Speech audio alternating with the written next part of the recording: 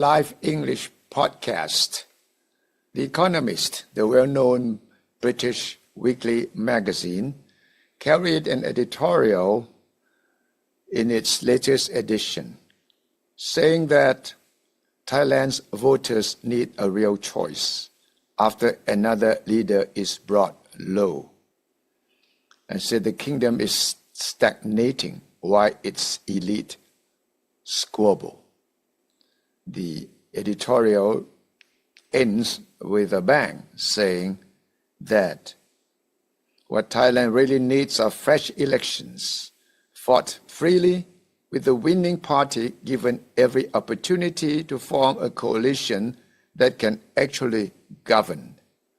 When Thais return to the ballot boxes, the young liberals from the Move Forward Party, many of whom have regrouped as the People's Party, will once again do very well. That's what the Economist thinks. Their resilience is a reason to be optimistic about Thailand's future, even when much else looks grim. And it ends by saying that, unfortunately, Bangkok's old guard look no more willing than before to loosen their grip on the levers of power. If they really cared for the country, they would. They would, meaning that they would loosen their grip on the levers of power. Now, let's go to Ping and Pong, our AI commentators, to comment and deep dive into this particular editorial by The Economist. Hi, Ping and Pong. Thailand just always seems to be in the headlines for political shifts, doesn't it? It really does. There's always something happening. And this latest thing, the suspension of Prime Minister Paetongtarn Shinawatra, I mean, supposedly over just a phone call. Yeah, on the surface, that's the story. It just feels like a perfect example of how incredibly complicated things are there. And maybe frustrating, too. Absolutely. Yeah. But, it's more than just one incident, isn't it? Right. It feels symptomatic of something bigger, like this constant push and pull we see in democracies globally. Exactly. That tension between the people who get elected and the entrenched powers who've been there a long time. So today we're going to dig into that, focusing on Thailand. We're mainly looking at an article from The Economist. It's called "Thailand's Voters Need a Real Choice." It's a really insightful piece. Helps frame the current events. Yeah, and our goal here really is to help you, our listeners, understand what's actually going on beneath the surface, to kind of connect the dots between things that happened before and why things seem stuck now. Trying to get a clearer picture, basically. All right. Less overwhelming than just the headlines. Okay, so let's start with the immediate event. This suspension, it looks, I guess, like a straightforward ethics issue. That's the official line. Prime Minister Paetongtarn suspended in early July. Constitutional Court. And the specific reason given was this leaked phone call, right, with Hun Sen from Cambodia talking about a border issue. Correct. And the critics jumped on it, saying she sounded subservient and maybe disparaged the Thai military. Which could be an ethics breach, okay. And people have said she's quite new to the job, maybe a bit green, less than a year in office. Yeah, the article mentions she might have made costly mistakes. But here's the thing. Go on. The article strongly suggests it's, let's say, naive to think that phone call is the real reason she's in trouble. Ah, okay. So the call was maybe just the trigger? Exactly. The trigger or maybe the pretext. It fits into this much longer pattern, this script that keeps playing out in Thai politics. A script where the ruling establishment steps in. Precisely. The article points to this deep-seated dynamic. It's not really about one specific mistake. It's about control. So who exactly is this ruling establishment we're talking about? The ones pulling the strings, so to speak? Well, the Economist piece identifies them pretty clearly. It says it's army and assorted other magnates, basically the traditional centers of power. And they have a history of doing this. Oh, absolutely. The article talks about their perceived entitlement, this idea that they can just sack politicians whenever they believe their own interests are under threat. Wow. How far back does this go? Decades. The Army's launched, a dozen successful coups since the 1930s? A dozen. That's incredible. And more recently, too. Remember 2006 and 2014? Those were major interventions. Right, I remember those. So are they still doing coups? Or have things changed? Well, that's what's interesting. They've adapted their methods. Now, the article says they're using friendly constitutional judges. Ah, so using the courts instead of tanks? Kind of. Making sure nobody can change things in ways they don't like using the legal system. It gives it a veneer of legitimacy, I suppose. So, connecting this back, this isn't some isolated incident with Patong Tarn. Not at all. It's part of this long game, this decades-long effort to keep Thai democracy, well, somewhat contained. More like a managed democracy, maybe? Managed democracy, yeah. And this pattern, this underlying script you mentioned, it really came into focus after the last big election, didn't it, in 2023? It really did. That was a perfect example. You had the Move Forward Party win the most seats. Yeah. Young, liberal, reformist agenda. A clear mandate for change, you'd think. You would. But they were blocked from forming a government.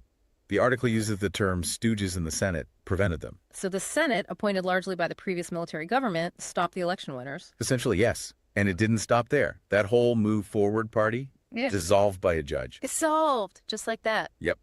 And its leaders banned from politics for 10 years. 10 years, that's quite a move, a clear message. A very clear message about who's really in charge, regardless of the vote. So instead of Move Forward, Thailand got this other government, the one Patong Tarn was leading until just now, described as fractious and failing. That's the one, a coalition mixing pro-army groups with Suthichai. Suthichai.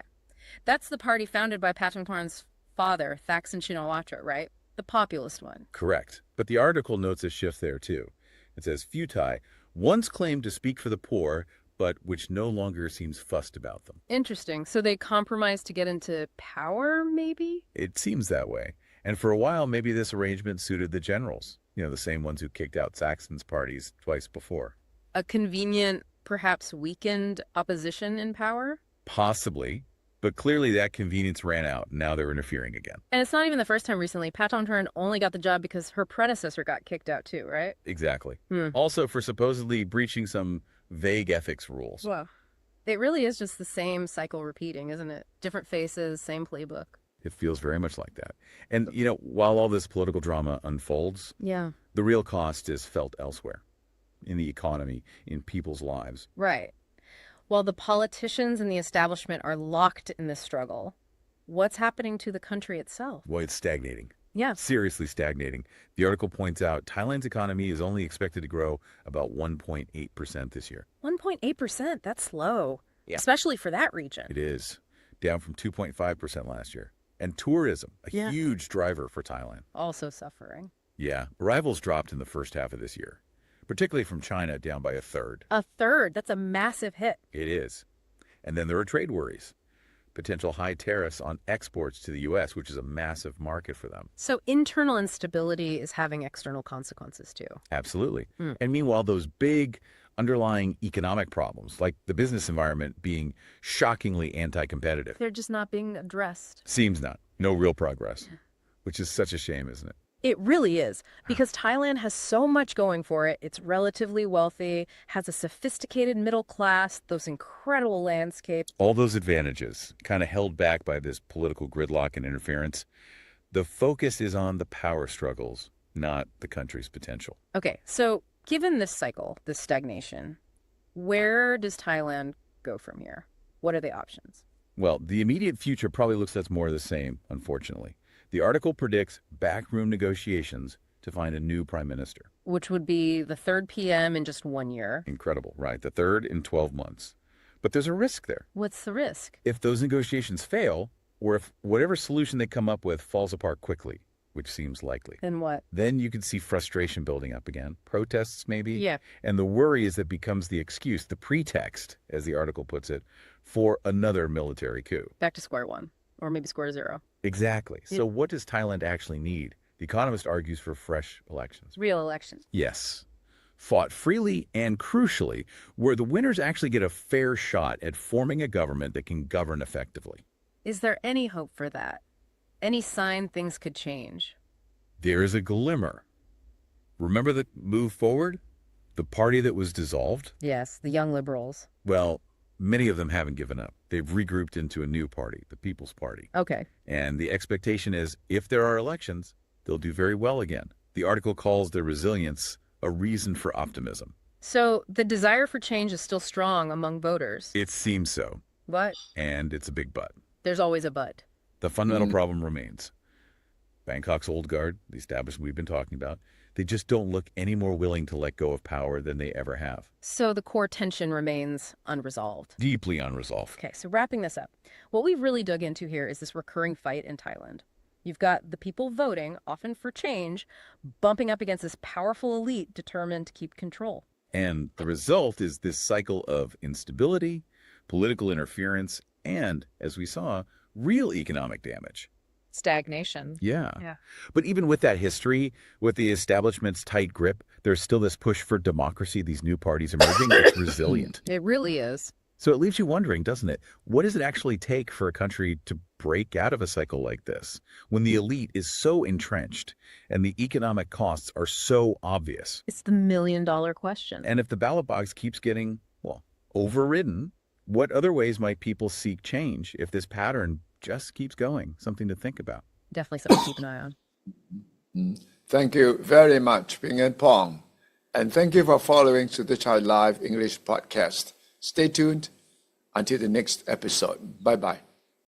1.5 ล้านแล้วครับ 1,500,000 คนผู้ที่ติดตาม Subscribe สุทธิชัย Live ใน YouTube ขอบคุณทุกท่านนะครับที่กดแชร์กดไลค์และขอบคุณเป็นพิเศษสำหรับผู้ติดตามสุทธิชัย Live ใน YouTube ที่กด Super Chat Super Sticker เป็นกำลังใจให้กับทีมงานของผมครับ 1.5 ล้านวันนี้ตั้งเป้า 2 ล้านก่อนสิ้นปีขอบคุณทุกท่านที่ช่วยกันครับ